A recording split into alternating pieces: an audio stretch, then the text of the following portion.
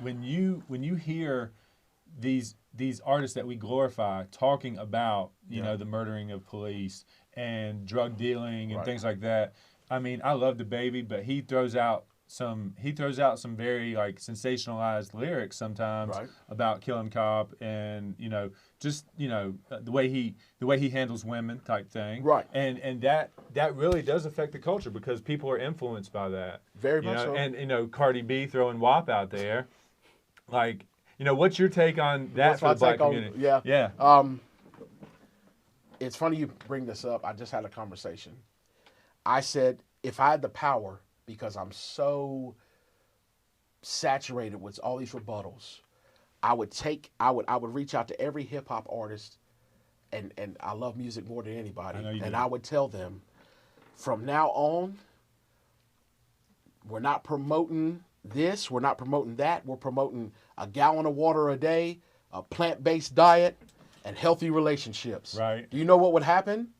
The big CEOs and all these companies that are making money off these guys, you're done. We don't want a positive message out here. That's not what feeds this stuff. Right. We want you to talk about what you had to do to make it here, the gun running, the women, the things like that. I would pray that we could. I just want to see, what if we can do it? I'm reaching out to all the artists. Yeah.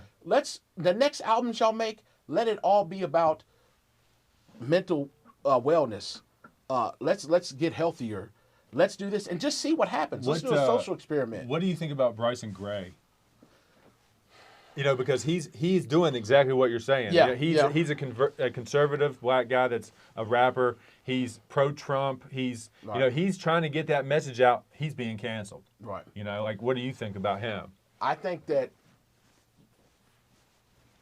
with the efforts that he's trying to do, I think that a lot of people are associating hurt with change, right? Because we feel like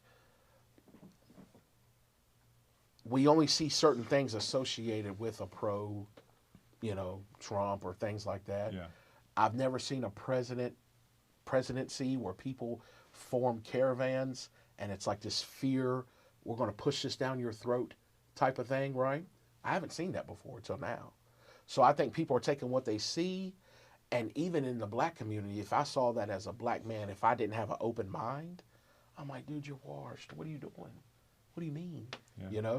So they're going to cancel stuff like that because they don't understand, right? But also, what I was talking about with the hip-hop community, you made a good point.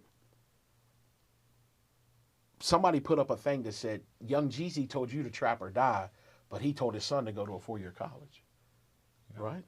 So I'm just trying to put things into perspective. Yeah. I do think you're absolutely right. If the mainstream got that out of the black artist, that would not be as compelling. And I'm not saying that they need to cancel hip hop. What I'm saying is some people cannot listen to hip hop and not be so affected by it, other than to motivate them to get a last set in, maybe to what do they call it? Live vicariously through what you hear. Yeah. Maybe you can think that you're in Miami in a Maserati, and that's cool. Hitting the foreigns. Some people can't make the split between what they're hearing and what they should live, right? Some people come from situations where it's a generational cycle. Yeah. The only reason I said that about hip-hop artists, because I want to see what would happen. Yeah. I want to see what would happen with these big music execs if we had more Tobys, if we had more, what's his name?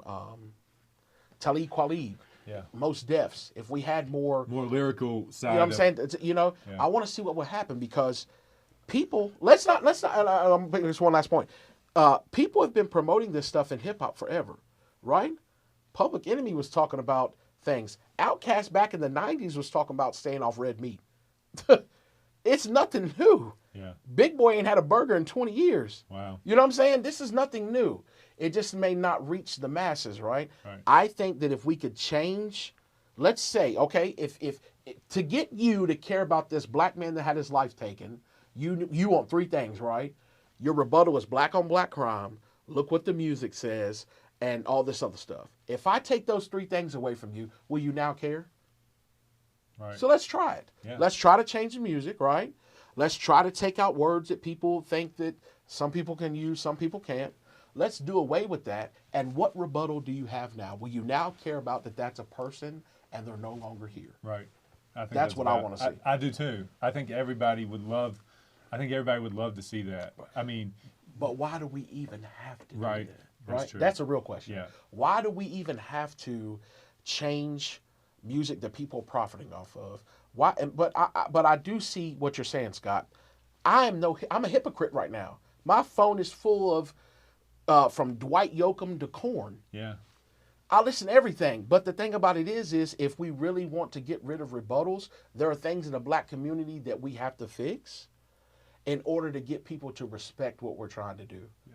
Because if we can do that, there's no more rebuttals, there's no more anything, right? Yeah. You know, and then can we stand on a unified front and say, hey, everything from that we need to fix, we did, and this is what we want.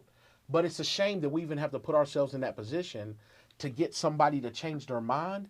We got to do things first, right? Because that's the first thing people are going to say. Yeah. And it frustrates me because the reason why I said a social experiment for the music is because that's the first thing I hear. Well, he hung out with so-and-so. He has a long criminal history. When Dylan Roof is his name, and I'm not trying to do a black or white thing. When he went into the church and took those lives of those people, right? Did they bring up his criminal history, mental health, what he was like, what type of music he listened to? No, They got him Burger King and gave him water, and he pleaded mental insanity. And the word association that was attached to him was mentally unstable. Can we be mentally unstable? Sure. Right? We can be mentally unstable. Why did you do that? I need help. Right? He knew what he was doing. It's premeditated. But what I'm saying is people don't want to talk about that. Yeah. And I'm not going tit for tat. I'm just showing that above us, above our understanding, something's murmuring and it's not cool. Yeah. So since people give me that rebuttal so much, my wish would be to take away their lanes for rebuttals. And now can we have a conversation? Right.